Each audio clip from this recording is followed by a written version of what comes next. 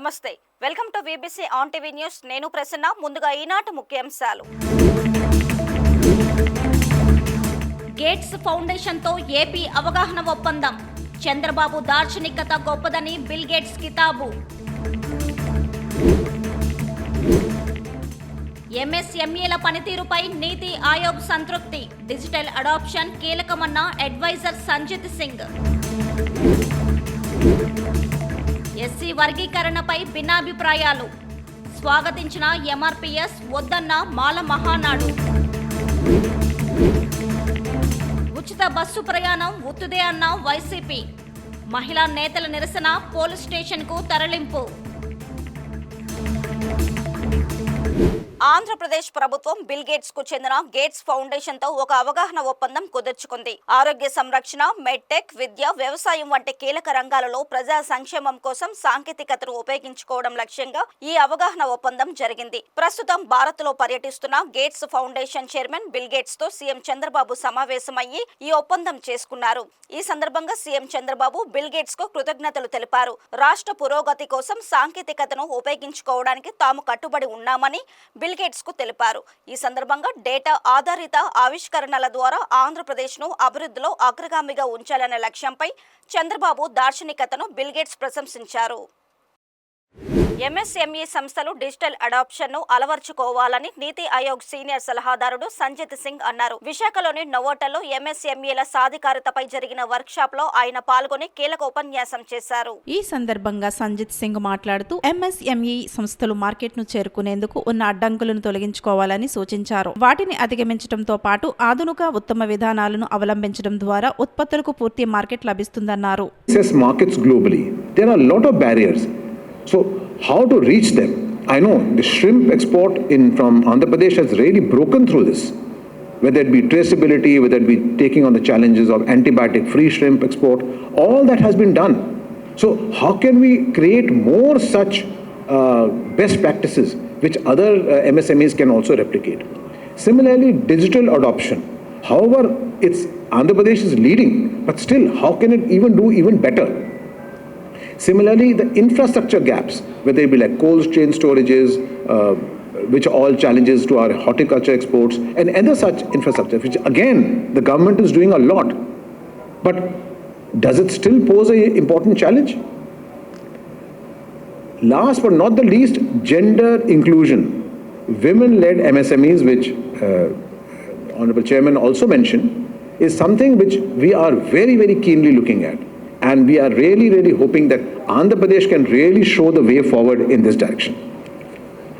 So therefore, I look forward to a rich deliberations today on our MSMEs strategies for empowerment. These can include, for example, strengthening access to finance, boosting digital transformation, enhancing market access, fostering innovation ecosystems, and empowering women and youth. These are just a few. They're not all the points which we can deliberate on. We can deliberate on much more. Skilling, for example, the Honorable Minister mentioned, is something very, very important we need to work on. Ladies and gentlemen, I would like to, in fact, end my this speech with leaving you a picture, a vision. Please try and picture Andhra Pradesh's aqua MSMEs exporting IoT-tracked shrimp to the world. Coir geotextiles from Andhra Pradesh in all parts of the world, greening global landscapes.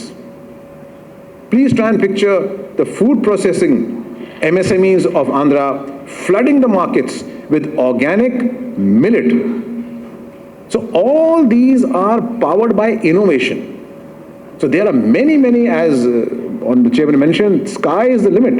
So please, let's unleash our innovative potentials and really reach the sky. Schedule కులాల వర్గీకరణపై రాష్ట్ర cabinet తీర్మానం చేయడాన్ని MRPS స్వాగతించింది. ఈ మేరకు రాష్ట్ర ముఖ్యమంత్రికి కృతజ్ఞతలు తెలియజేస్తూ ఎంఆర్పీఎస్ విశాఖ జిల్లా అధ్యక్షుడు అంజూరి దీపక్ విజయ ప్రెస్ క్లబ్ లో మీడియా సమావేశం నిర్వహించారు. మాదిగ జాతి చిరకాల ఆకాంక్ష షెడ్యూల్ కులాల వర్గీకరణ ఎట్టకేలకు సాకారమైందన్నారు. రాజీవ్ రంజన్ కమిషన్ 59 ఉపకులాలకు న్యాయం జరిగేలా స్పష్టమైన నివేదిక రాష్ట్ర ప్రభుత్వానికి అందించిందని వెల్లడించారు. ఆ రిపోర్టు ఆధారంగానే కేబినెట్ తీర్మానం పెట్టిందని పేర్కొన్నారు. ఎస్ఎస్సి మా సోదర వర్గమైనటువంటి మాల ఉపకులాల జనాభా ఈ రాష్ట్రంలో 43,65,386 మంది మాల. మరి దీనికి అనుగుణంగానే మా జనాభా శాతం ఎంత ఉందో మా జనాభా శాతానికి తగ్గట్టుగా 6.5 ఇవ్వడాన్ని మేము మాదిగ రిజర్వేషన్ పోరాట సమితి తరఫున మేము స్వాగతిస్తున్నాం. అలాగే మా సోదర కులస్తులు, మా మాల సోదర కులస్తులు ఎవరైతే ఉన్నారో వారు మాకన్నా కూడా 5% రావడం అనేది అది న్యాయబద్ధమైనటువంటి రిజర్వేషన్ శాతంగా పరిగణించి మేము దాన్ని కూడా స్వాగతిస్తున్నాం. అలాగే అత్యంత వెలుగుబడతనంగా గుర్తించి మా రెడ్డి సోదరులు 1% లేకపోయినప్పటికీ వాళ్ళకి 1% కేటాయించడం అనేది దాన్ని కూడా మేము ఎంఆర్పిఎస్ తరఫున మేము స్వాగతిస్తున్నాం. కాబట్టి మరి ముఖ్యంగా ఈ పత్రిక విలేకరుల సమావేశం నుండి ఎంఆర్పిఎస్ జాతీయ కమిటీ పక్షాన గౌరవనీయులు నారా చంద్రబాబు నాయుడు గారు ఈ నెల 21వ తారీఖున రాష్ట్ర అసెంబ్లీలో తీర్మానం పెట్టి మరలా వెంటనే ఆ తీర్మానానికి సంబంధించినటువంటి అంశాన్ని, అలాగే క్యాబినెట్ తీర్మానానికి సంబంధించినటువంటి అంశాన్ని, అలాగే సబ్ కమిటీ ఇచ్చినటువంటి రిపోర్టును, అలాగే రాజీవ్ రంజన్ మిశ్రా గారు ఇచ్చినటువంటి రిపోర్టును మళ్ళా జాతీయ ఎస్సీ కమిషన్కు దీన్ని పంపించనున్నారు.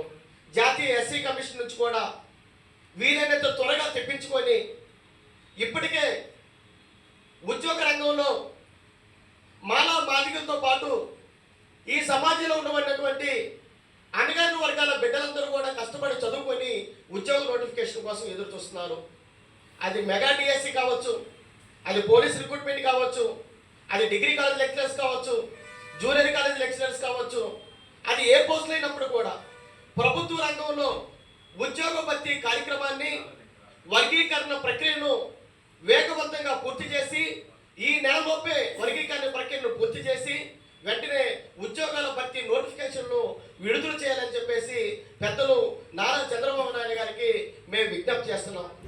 ఎస్సీ వర్గీకరణ రాజ్యాంగ విరుద్ధంగా జరిగిందని, ఇది రాజకీయ లబ్ధి కోసం తప్పితే మరో కోణం లేదని మాల మహానాడు జాతీయ నాయకురాలు ఎం నాగమల్లేశ్వరి అసహనం వ్యక్తం చేశారు. ఏపీ కేబినెట్ దీనికి ఆమోదం తెలపడాన్ని తీవ్రంగా వ్యతిరేకిస్తున్నట్టు ఆమె విశాఖలో మీడియా సమావేశంలో తెలిపారు. 2011 సెన్సెస్ ప్రకారం దళితులను ఎలా వర్గీకరిస్తారని నిలదీశారు. సోషల్ ఆడిట్ చేయకుండా 70 లక్షల మంది మనోభావాలను దెబ్బతీశారని ఆగ్రహం వ్యక్తం చేశారు. ప్రభుత్వం నియమించిన కమిషన్ నివేదికను వెనక్కి తీసుకోవాలని, లేదంటే మాలల ఆగ్రహానికి కూటమి ప్రభుత్వం చవి చూడవలసి వస్తుందని హెచ్చరించారు. నా పేరు డాక్టర్ మంచా నాగమల్లేశ్వరి, మాల మహానాడు జాతీయ మహిళా అధ్యక్షురాలు, అదేవిధంగా అఖిల భారత మాల సంఘాల జేఏసీ మహిళా చైర్మన్ని. మేము అడుగుతుంది ఒకటే, మీరు క్యాబినెట్లో ఆమోదించినటువంటి తీరుని మాల మహానాడు ఖండిస్తుంది. డెఫినెట్గా రాబో రోజులలో మీకు సమాధానం చెప్పే రోజైతే మాలల ద్వారానే జరుగుతుంది. మళ్ళీ చెప్తున్నాము, ఇదే మీకు చివరి ఎలక్షను, గుర్తుపెట్టుకోండి. ఎందుకంటే మాలలతో పెట్టుకున్న, దళితులతో పెట్టుకున్న, కాలక్రమేణలో కొట్టుకుపోయినటువంటి రాజకీయ పార్టీలు ఎన్నో ఉన్నాయి. అందులో మీది ఇంకోటి కాకపోతుంది మరోసారి. ఎందుకంటే గతంలో మీకు ముట్టికాయలు వేసినప్పటికీ కూడా మళ్ళీ ఇవాళ వర్గీకరణ కాన్సెప్ట్ని తీసుకొని వస్తున్నారు. అంటే ఒక దళితుడు రాజ్యాధికారం పొందడం మీకు ఇష్టం లేదు, అది చాలా చాలా క్లియర్గా అర్థమైపోతుంది. సో ఎంతకాడికి మీరు ఎన్ని ఇబ్బందులు పెట్టి, ఎన్ని అవమానాలు చేసి దళితుల్ని, లేకపోతే అంబేద్కర్ గారిని ఎన్ని విధాలుగా ఇబ్బంది పడుతున్నారు అని అనేది దళితుడైన ప్రతి ఒక్కరం ఆలోచిస్తున్నాం. ఈ విషయాన్ని ఈ కూటమి ప్రభుత్వంలో ఉన్నటువంటి మాల ఎమ్మెల్యేలు, మాల ఎంపీలు ముందు మీరు సిగ్గుపడాలయ్యా, మీరు సిగ్గుపడండి. అంబేద్కర్ గారి విగ్రహం ఎదుటగా నిల్చొని మీ మనస్సాక్షుల మీద చెయ్యేసుకొని మీకు పదవులు ఇంపార్టెంటా లేకపోతే జాతి ఇంపార్టెంటా అనేది ఒకసారి ఆలోచించుకుంటారని, నిలువెత్తున మన తరానికి, రాబో తరానికి రిజర్వేషన్లు తీసేస్తున్నారన్న విషయాన్ని గమనించుకోలేక మీరు అమ్ముడుపోయిన తీరుకి నేను సిగ్గుపడుతున్నా. డెఫినెట్గా ఈ కూటమి ప్రభుత్వానికి రాబో రోజుల్లో ఈ నివేదికని వెనక్కి తీసుకోకపోతే రాష్ట్రమంతా ఉద్రిక్తం చేస్తామని ఈ సందర్భంగా మహిళలకు ఉచిత బస్సు ప్రయాణం విషయంలో కూటమి ప్రభుత్వం మాట తప్పిందంటూ వైఎస్ఆర్ కాంగ్రెస్ పార్టీ తిరుపతిలో వినూత్నంగా నిరసన చేపట్టింది. పలువురు పార్టీ మహిళలు తిరుపతి ఆర్టీసీ బస్టాండ్ నుంచి పీలేరు వెళ్లే పల్లె వెలుగు బస్సు ఎక్కి మహిళలకు ఉచిత బస్సు ప్రయాణం అంటూ చంద్రబాబు హామీ ఇచ్చిన వీడియోను ప్రదర్శించారు. టికెట్ అడిగితే తన పేరు చెప్పండి అంటూ సీఎం చంద్రబాబు మాట్లాడిన వీడియోను నగర మేయర్ పలువురు మహిళలు కండక్టర్ కు చూపించారు. ఉచిత బస్సు ప్రయాణం ప్రస్తుతం అమల్లో లేదని కండక్టర్ చెప్పడంతో మహిళలు అలిపిరి పోలీస్ స్టేషన్ లో ఫిర్యాదు చేశారు. అనంతరం ఆర్టీసీ బస్సును Tirupati SV university police station కు తరలించారు. ఈ సందర్భంగా వైఎస్ఆర్సీపీ ఇన్ఛార్జ్ భూమన అభినయ్ రెడ్డి, మేయర్ శిరీష తదితరులను పోలీసులు అదుపులోకి తీసుకున్నారు.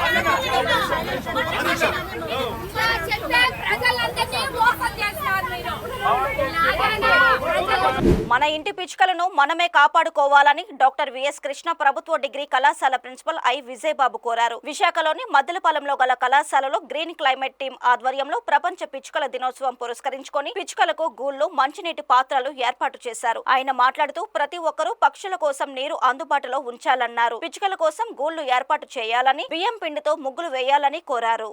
గ్రీన్ క్లైమేట్ టీం వ్యవస్థాపక కార్యదర్శి జేవీ రత్నం మాట్లాడుతూ గడిచిన 25 సంవత్సరాలుగా తాము పిచ్చుకలకు గూళ్లు, పక్షుల వన్యప్రాణుల కోసం మట్టి పాత్రలు ఏర్పాటు చేస్తున్నామన్నారు. పిచ్చుకల ప్రకృతి ఆధారంగా పండించే పంటలకు, మానవాళి మనుగడకు ఉపకరిస్తాయని వివరించారు. Vice principal P Jaya, botany department head S Padmavathi తదితరులు కూడా మాట్లాడారు. నమస్కారం. ఈరోజు డాక్టర్ విఎస్ కృష్ణ ప్రభుత్వ డిగ్రీ కళాశాలలో గ్రీన్ క్లైమేట్ ఎన్జిఓ ద్వారా వరల్డ్ స్పారో డే నిర్వహిస్తూ ఉన్నాం. ఈ కార్యక్రమంలో గ్రీన్ క్లైమేట్ ఎన్జిఓ సభ్యులు, అలాగే జేవి రత్నం గారు, డాక్టర్ విఎస్ కృష్ణ ప్రభుత్వ డిగ్రీ కళాశాల బోటనీ డిపార్ట్మెంట్ అధ్యాపకులు, విద్యార్థులు అందరూ కలిసి వచ్చి ఈ కార్యక్రమాన్ని నిర్వహిస్తూ ఉన్నారు. ఒకప్పుడు ప్రతి ఇంటిలో కనబడే పిచ్చుకలు ఈరోజు చూద్దామన్నా కనబట్టలేదు. దీని వెనక మనిషి యొక్క దాహం, మితిమీరిన ఆశ దీనికి కారణమని మనం ఒప్పుకోక తప్పదు. ఎందుకంటే నిజంగా అభివృద్ధిని సాధిస్తున్నామని మనం అంతా చాలా భుజాలు జరుచుకుంటూ ఉన్నాం, కానీ దాని వెనక ఇంకొక జీవరాశి యొక్క నాశనాన్ని, ఇదిగో నిజంగా మరి పర్యావరణ సమతుల్యాన్ని మనం ఎంతో నాశనం చేస్తూ ఉన్నాం అనేది మర్చిపోతూ ఉన్నాం.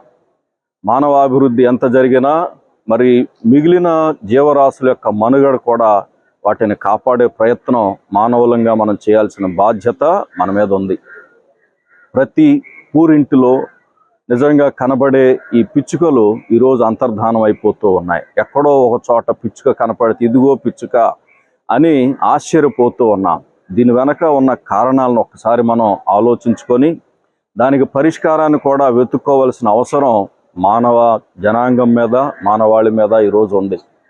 మనం చూస్తే కృష్ణా కళాశాలలో హరిత కృష్ణ ఈకో క్లబ్ అని మంచి ఉద్యానవనాన్ని మేము అభివృద్ధి చేస్తూ దాన్ని కాపాడుతూ ఉన్నాం. మాతో పాటుగా చేయి కలిపి గ్రీన్ క్లైమేట్ సంస్థ వ్యవస్థాపకులు జేవి రత్నం గారు, వారి బృందం అంతా కలిసి వచ్చి అన్ని రకాల కార్యక్రమాల్లో మాతో పాల్పొందుతూ ఉన్నారు.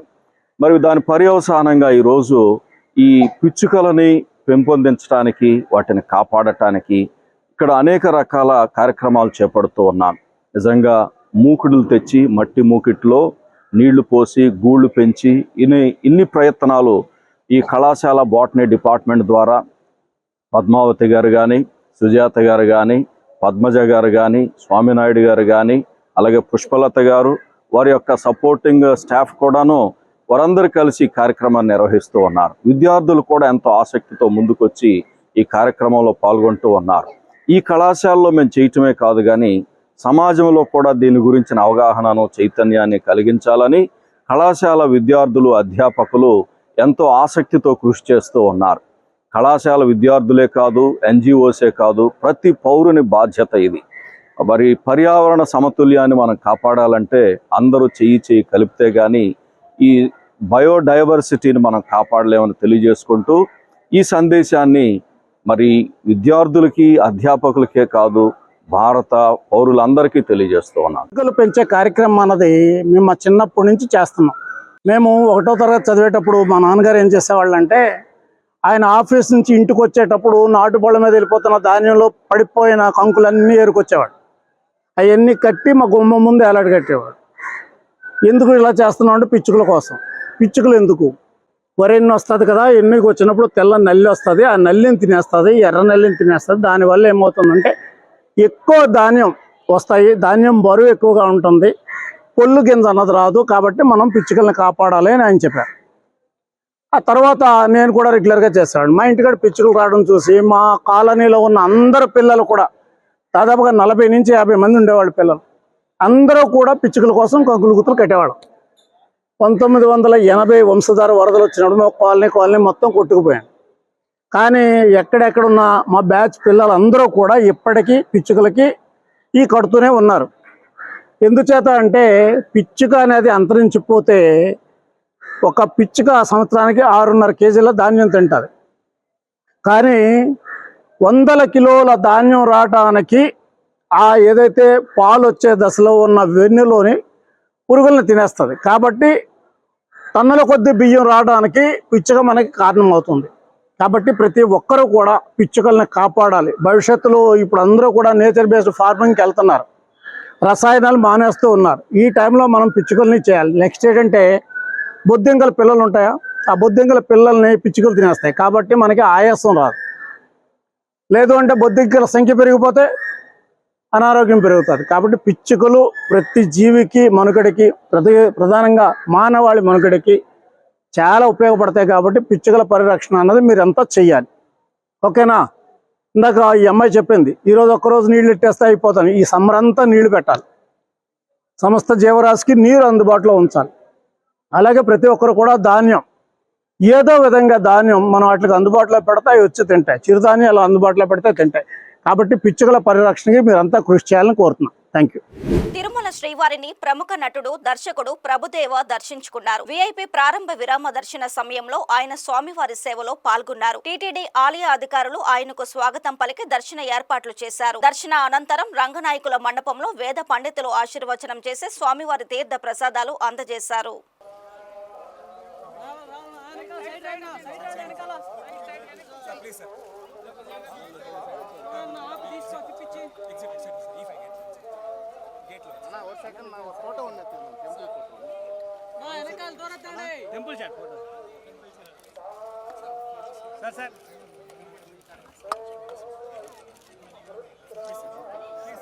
Sir okay sir, okay sir.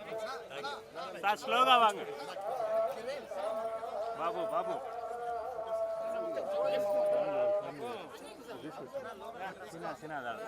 లోకి వాళ్ళ ఫ్యామిలీ వద్దనా, ముందుకు రా సార్. సార్ ఇప్పుడు మార్నింగ్ సార్ ఉన్నాయి ఆడ పెడదాం రా.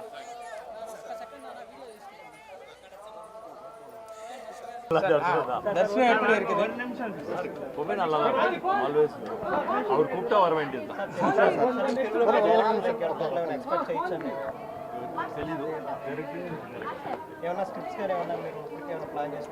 ఎప్పుడు ఉంటుంది, జరగాలి టైం.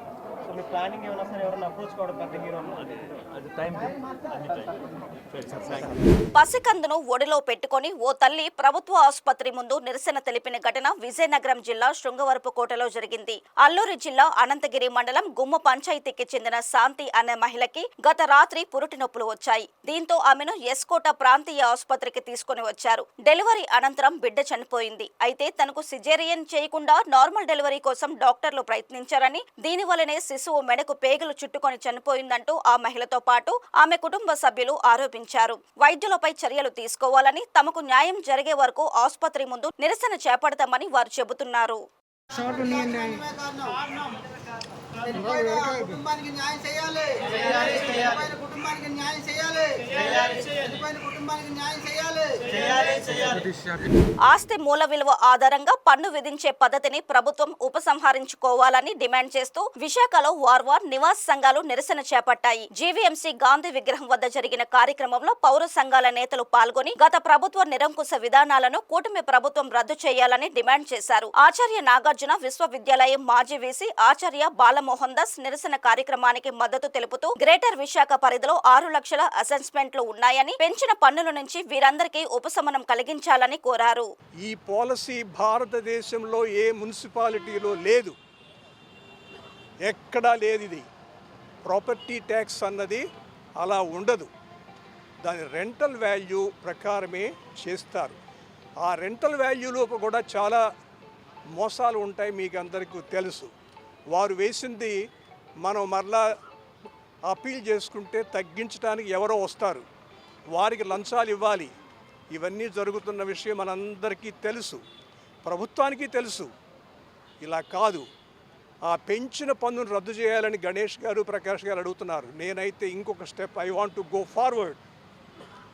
రద్దు చేయాలి, పాత పద్ధతిని ఇమీడియట్గా వారు తీసుకురావాలి. దాంతోపాటు ఒక కమిటీ వేయాలి. ఆ కమిటీలో చేయవలసింది సైంటిఫిక్గా మున్సిపల్ ట్యాక్స్, ప్రాపర్టీ ట్యాక్స్ వేయటానికి వారు కొన్ని స్టెప్స్ తీసుకోవాలి. మీ దృష్టికి తీసుకొస్తున్నాను, ఇప్పుడు ఉందో లేదో తెలియదు. బెంగళూరు మున్సిపాలిటీలో ఒకటి ఉండేది. అదేమిటంటే ఆ బెంగళూరు సిటీ మొత్తాన్ని ఒక 10 జోన్స్గా విభజిస్తారు. ప్రతి జోన్లో ఒక ఎస్ఎఫ్టీకి ఎంత పన్ను అని డిసైడ్ చేస్తారు. ఇన్కమ్ ట్యాక్స్ యాక్ట్ ప్రకారం మనం అందరం కూడా సెల్ఫ్ అసెస్మెంట్ ట్యాక్స్ అంటాము. అంటే మనంతటా మనమే ట్యాక్స్ వేసుకొని ప్రభుత్వానికి కడతాం. అదే పద్ధతి బెంగళూరు మున్సిపాలిటీ కార్పొరేషన్లో చేశారు. అంటే మీ పన్ను మీరే నిర్ణయించుకుంటారు. మీకు ఎంత ఎస్ఎఫ్టీ ఉందో మీ ఇంట్లో మీకు తెలియదా? మీ డాక్యుమెంట్స్లో ఉంది కదా. దాని ప్రకారం మీరే పన్ను కడతారు. ప్రభుత్వానికి అనుమానం వచ్చి మీరు తగ్గించి పన్ను కట్టారని అనుమానం వస్తే వారు ఒక స్క్వాడ్ పంపిస్తారు. ఆ స్క్వాడ్ నిర్ణయించినప్పుడు ఆ స్క్వాడ్లో ఏం చేస్తారంటే వాళ్ళు లెక్క వేస్తారు. మీరు కట్టింది ఎంత, మీరు చూపించే సేఫ్టీ ఎంత, డాక్యుమెంట్లో ఉన్న సేఫ్టీ ఎంత, మీరు ఎంత మోసం చేశారో కనుక్కుంటారు. మోసం 5 నుంచి 10% తగ్గితే ఆ పన్నుని 5 రెట్లుగా చేస్తారు, పెనాల్టీ వేస్తారు. అంటే ప్రజలు భయపడతారు తప్పులు చేయడానికి. ట్యాక్స్ తప్పకుండా కట్టాలి. ట్యాక్స్ మనం న్యాయంగా ట్యాక్స్ కట్టాలి. ఆ పద్ధతి విశాఖపట్నంలో రావాలని నేను ఒక కామర్స్ అండ్ మేనేజ్మెంట్ స్టడీస్లో ప్రొఫెసర్గా నేను చెప్తున్నాను. ఇది చెప్పినప్పుడు అందరికీ బాగుంటుంది. దాంతోపాటు స్మార్ట్ మీటర్స్ అనే మాటే తప్పు. స్మార్ట్ మీటర్స్ రాకూడదు. మనం ఎంత కరెంటు పే చేసి వాడుకున్నామో దాన్ని బట్టి బిల్లు రావాలి. ముందరే ఎంత వాడుకోబోతున్నామని, టెలిఫోన్ కాదు ఇది, మొబైల్ ఫోన్ కాదు, కరెంటు. అది కూడా వారు చెప్పేది బాగా పీక్ రేట్లో ఉన్నప్పుడు వచ్చి మేము కడతామంటున్నారు. ఇటువంటి తప్పుడు విధానాలు ప్రభుత్వాలు పాటించకూడదు. ప్రజల సంక్షేమం కోసం ప్రభుత్వమై మన ముఖ్యమంత్రి గారు చాలా ఎక్స్పీరియన్స్డ్ చీఫ్ మినిస్టరు. వారు తప్పకుండా ఈ విషయాలు గమనిస్తారు, ప్రజలకు న్యాయం చేస్తారని నేను భావిస్తూ మీ దగ్గర సెలవు తీసుకుంటున్నాను. మీ ద్వారా ప్రజలందరికీ చేరాలి. 24 లక్షల మంది ప్రజలు విశాఖపట్నంలో ఉన్నారు. వీరంతా వారి ప్రతినిధులుగా ఉన్నారు. నేను కూడా ఒక అపార్ట్మెంట్లోనే ఉంటున్నాను. అల్లూరి జిల్లాలో 10వ తరగతి పరీక్షలు ప్రశాంత వాతావరణంలో జరుగుతున్నాయని జిల్లా విద్యాశాఖ అధికారి బ్రహ్మాజీరావు తెలిపారు. ముంచంగిపుట్టు మండలం జోలపుట్టు జడ్పీ పాఠశాలలోని పరీక్షా కేంద్రాన్ని ఆయన సందర్శించారు. ఈ సందర్భంగా ఆయన మీడియాతో మాట్లాడుతూ జిల్లా కలెక్టర్ ఆదేశాల మేరకు పరీక్షా కేంద్రాల్లో మాస్ కాపీయింగ్ జరగకుండా చూసేందుకు ప్రత్యేక అధికారులను నియమించామన్నారు. అలాగే సీసీ కెమెరాలు, పోలీస్ బందోబస్తు సైతం ఏర్పాటు చేశామని చెప్పారు. మాస్ కాపీయింగ్ కు పాల్పడితే చర్యలు తప్పవని హెచ్చరించారు. హిందీ పరీక్ష, రెండవ పరీక్ష హిందీ ఈ జోలాపుట్ సెంటర్లో ఏ విధంగా పరీక్షలు జరుగుతున్నాయనేది పరిశీలించడానికి రావడం జరిగింది. ప్రతి ఎగ్జామినేషన్ సెంటర్ కూడా ఒక స్పెషల్ ఆఫీసర్ని గౌరవ కలెక్టర్ గారు నియమించారు. అందులో భాగంగా ఇక్కడ కూడా స్పెషల్ ఆఫీసర్ తన విధుల్ని నిర్వహిస్తున్నారు. ఇది కాకుండా పోలీస్ డిపార్ట్మెంట్ వాళ్ళు గేట్ దగ్గరే తనిఖీలు చేసి లోపలికి పంపిస్తున్నారు. మహిళా పోలీసులు కూడా ఇద్దరు ఉన్నారు. ఆ ఇద్దరు కూడా గేట్ దగ్గరే తనిఖీలు చేసి పిల్లల్ని లోపలికి పంపిస్తున్నారు. ఏదైనా ప్రశాంతంగా ఎగ్జామ్స్ అనేవి జరుగుతున్నాయి మండలంలో. సార్ ఎగ్జామ్ సెంటర్లో ఎంతమంది పిల్లలు సార్? ఇక్కడ 154 మంది పిల్లలు. ఒకరు ఆబ్సెంట్, ఒకరు CWSN, ఆ అమ్మాయి కూడా ఆబ్సెంట్. 152 మంది పిల్లలు ఇక్కడ వస్తున్నారు. ఎస్సీ వర్గీకరణకు వ్యతిరేకంగా మాల మహానాడు అధ్యక్షుడు రత్నాకర్ ఆధ్వర్యంలో ఎస్టీ ఎస్సీ కులస్తులు కాకినాడలో ఆందోళన నిర్వహించారు. ముందుగా ఇంద్రపాలెం కూడలి వద్ద ఉన్న డాక్టర్ బిఆర్ అంబేద్కర్ విగ్రహానికి పూలమాలలు వేసి నివాళులు అర్పించారు. పాత బస్టాండ్ అంబేద్కర్ కమ్యూనిటీ హాల్ వరకు ర్యాలీ నిర్వహించి ముఖ్యమంత్రి చంద్రబాబుకు వ్యతిరేకంగా నినాదాలు చేశారు. అనంతరం ఏర్పాటు చేసిన మీడియా సమావేశంలో రత్నాకర్ మాట్లాడుతూ ఎస్సీ వర్గీకరణను వెనక్కి తీసుకునే వరకు దేశవ్యాప్తంగా ఉద్యమం సాగిస్తామని స్పష్టం చేశారు. కుట్రపూరితంగా మాలలను విభజించాలని చూస్తున్నారని ఆరోపించారు. మాల సామాజిక వర్గం నుండి ప్రజా ప్రతినిధులుగా ఉన్నవారు స్పందించకపోవడం విచారకరమన్నారు. వెంటనే కేంద్ర రాష్ట్ర ప్రభుత్వాలు ఎస్సీ ఎస్టీ వర్గీకరణను నిలిపివేయాలని డిమాండ్ చేశారు.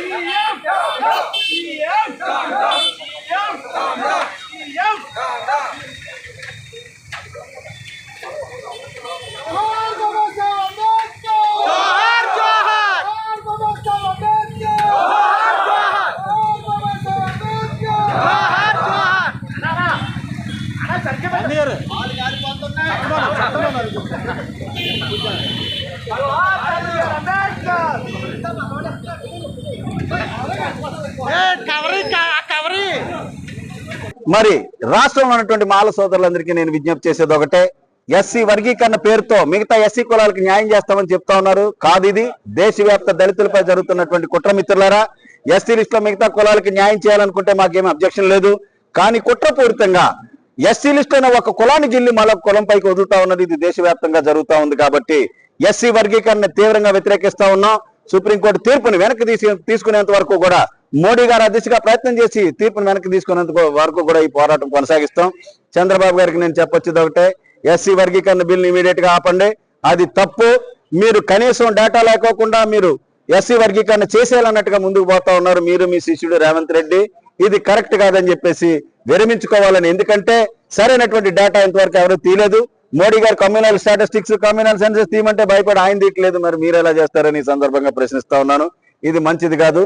రేపటి నుంచి రాష్ట్ర వ్యాప్తంగా, దేశవ్యాప్తంగా స్టెప్ బై స్టెప్ ప్రజాస్వామ్యత, శాంతియుత, గాంధీ, అంబేద్కర్ మార్గంలో పోరాటం కొనసాగిస్తామని తెలియజేస్తూ రాష్ట్ర వ్యాప్తంగా ఉన్నటువంటి మాలలందరికీ కూడా నేను విజ్ఞప్తి చేసేది ఒకటే, మీరు ఇంట్లో పడుకుంటే మొగల్ రేకులు సీరియల్ చూస్తూ ఉంటే జాతిని అంతం చేసేస్తారు, మరొక 200 సంవత్సరాలు వెనక్కి తీసుకుపోతారు. కాబట్టి ఇది నా ఇంట్లో పెళ్లి కాదు, మీ ఇంట్లో పెళ్లి కాదు, జాతి సమస్య. కాబట్టి అందరూ రోడ్డు మీదకి వచ్చి శాంతియుతంగా పోరాటం చేయాలి, మన ఐక్యతను చాటాలని చెప్పేసి కోరుకుంటూ డాక్టర్ రత్నాకర్, నేషనల్ ప్రెసిడెంట్ ఫర్ రాక్స్ అండ్ సరోజన్ సమాధాన మాల్మహనాథ్.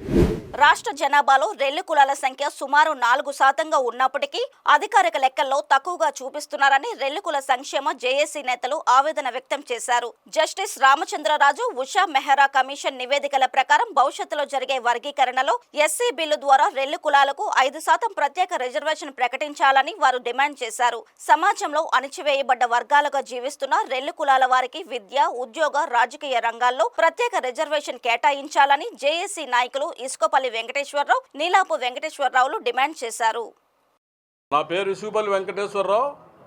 నేను ఆంధ్ర రాష్ట్ర రెల్లి కులాల సంక్షేమ సంఘానికి స్టేట్ జనరల్ సెక్రటరీగా వ్యవహరిస్తూ మా రెల్లి కమ్యూనిటీ డెవలప్మెంట్ కోసం మరి అన్ని రకాల ప్రయత్నాలు చేస్తూ ఉన్నాం. అందులో భాగంగా ఇప్పుడు తెరపైకి ABCD వర్గీకరణ వచ్చిన సందర్భంగా ఈరోజు ఈ ప్రెస్ క్లబ్లో ఆంధ్ర రాష్ట్ర ముఖ్య నాయకులందరినీ, అన్ని సంఘాల వాళ్ళందరినీ కలిపి జేఏసీగా ఏర్పాటు చేసుకుంటున్నాము.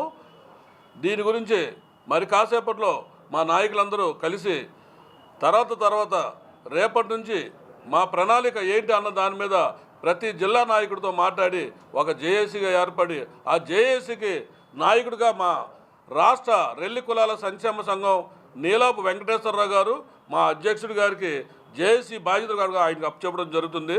అలాగే మా రెల్లి జాతికి జరిగిన ఈ రాష్ట్రంలో జరిగిన రెల్లి జాతికి జరిగిన అన్యాయాన్ని ఉద్దేశించి మా రాష్ట్ర నాయకుడు నీలాపు వెంకటేశ్వరరావు గారు మరి గవర్నమెంట్ని ప్రశ్నించవలసి మరి ఉషా మెహ్రా కమిషన్ నివేదికను అనుసరించి ఈ రోజున అన్ని రంగాల్లో అట్టడుగున్నటువంటి రెల్లి కులాల వారికి సామాజిక న్యాయం జరిపించే విషయంలో గత 70 సంవత్సరాల నుండి ప్రభుత్వ అన్ని రంగాల్లోనూ కూడా అత్యంత తీవ్రమైనటువంటి వెనుకబాటును కలిగినటువంటి ఈ రెల్లి కులాల వారికి మరి భవిష్యత్ తరాల వారికి భవిష్యత్తులో జరుగుతున్నటువంటి వర్గీకరణలో మరి 5% మాకు రిజర్వేషన్ కల్పించాలని మరి ఈ ప్రభుత్వానికి మేము డిమాండ్ చేస్తూ ఉన్నాం.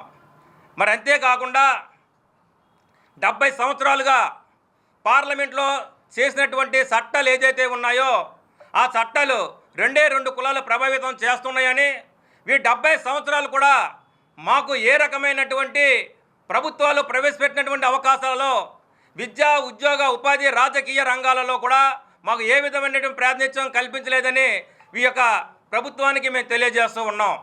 మరి ఈనాడైనా సరే ఈ యొక్క షెడ్యూల్ కులాల్లో సంబంధించినటువంటి రెల్లి కులాల వారికి ఒక లిపిలేని భాషను కలిగి ఒక ప్రత్యేకమైనటువంటి గిరిజన సంప్రదాయాలను సంస్కృతి సిద్ధాంతాలను అనుసరించి జీవిస్తున్నటువంటి రెల్లి కులాల వారు దశాబ్దాల తరబడి ప్రభుత్వాలు ప్రవేశపెట్టిన ఏ రంగంలోనూ కూడా ఏ అవకాశాలు కూడా నోచుకోలేని రాజకీయంగా అన్ని రంగాల్లో కూడా వెనుకబడి ఈనాటి వరకు కూడా విద్యా ఉద్యోగ ఉపాధి రాజకీయ రంగాల్లో మేము వెనుకబడిపోయి ఉన్నామని తెలియజేస్తూ ఉన్నాం.